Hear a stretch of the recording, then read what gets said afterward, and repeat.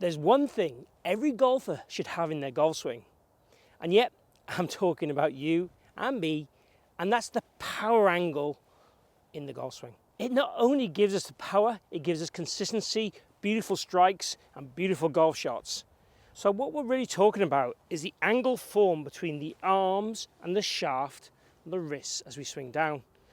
Most golfers will widen this angle too early. First prop I'm going to use, just for simplicity, is just an alignment rod stuck out the ground. I got a bit of foam on the top of it just to protect the club a little bit more.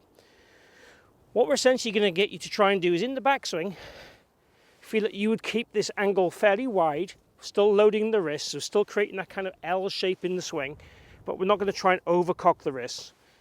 Not going to try and overbend the trail arm. We're looking about 90 degrees in the trail arm and the wrist to be kind of loaded but not narrow. I kind of call it the umbrella move. So if we get that club pointing pretty much straight up in the air, that's a good way to think about this. Certainly for the practice swing reps. So it's kind of swing back to the umbrella move. On the way down, we want to feel that the butt of the club kind of almost tries to hit that rod. And again, if I went closer to this rod, the butt of the club trying to hit this rod. And what that does, by trying to go towards the rod with the butt, it creates a retention of that lag angle, but what it also does is gives us some width. So it's not kind of going narrow like this, because that makes this lead wrist want to cup, and that certainly is pretty miserable. That opens the club face, makes you very flippy through the golf ball, creates another world of problems. So trying to go kind of what you would almost feel is wide to narrow, but narrowing with the butt of the club staying away from you is the power angle. And it's that power angle we're looking to achieve. So what I'd recommend is we make a couple of practice swings, trying to feel that we were going kind of umbrella, butt of the club to that rod.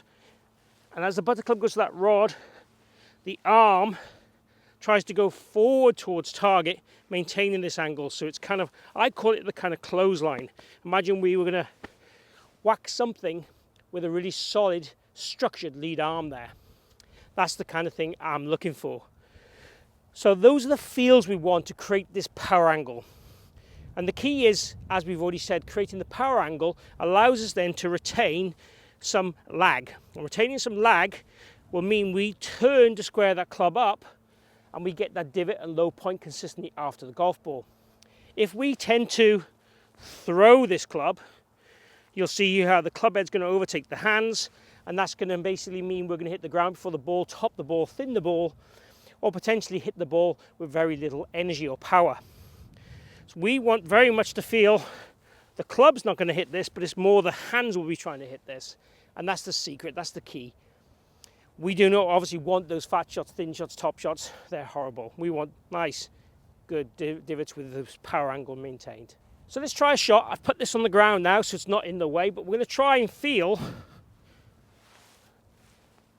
That's exactly what we're going to try and do in the golf swing.